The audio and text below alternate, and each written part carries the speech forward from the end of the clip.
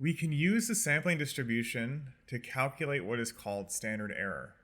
Standard error of an estimate is the standard deviation of its sampling distribution and predicts the sampling error of the estimate. We calculate standard error using the sample standard deviation. SE equals S divided by the square root of n. Remember, S is itself the square root of the variance, which is the sum of all the observations minus the sample means squared, divided by n minus 1. Remember how we said a couple weeks ago that increased sample size decreases sampling error? In fact, standard error goes down as sampling size goes up. Therefore, the smaller the sample, the more uncertain in our estimates we are.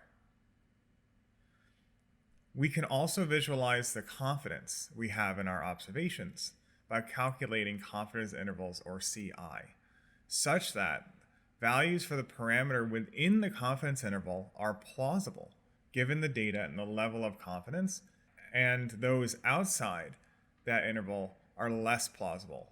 Typically, we would calculate the 95% confidence intervals.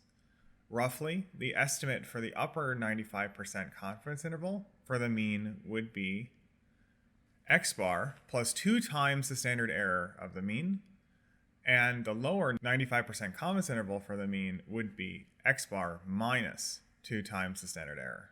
Here are some examples of 95% confidence intervals. It is important that statisticians interpret confidence intervals correctly. We can say that 95% of 95% confidence intervals calculated from samples include the population mean. We can also say that we are 95% confident that the population mean lies within the 95% confidence interval. We cannot say that there is a 95% probability that the population mean is within 95% confidence interval.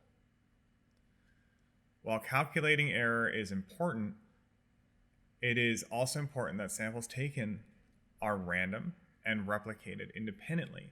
If there are many samples, but the samples are not independent, then the true sample size is actually lower. This is called pseudoreplication. For example, it is easier to take 10 samples from 6 people than 1 sample from 60 people. While you have the same amount of data, in the first study, you would only have an N of 6, while the second study, you would have an N of 60.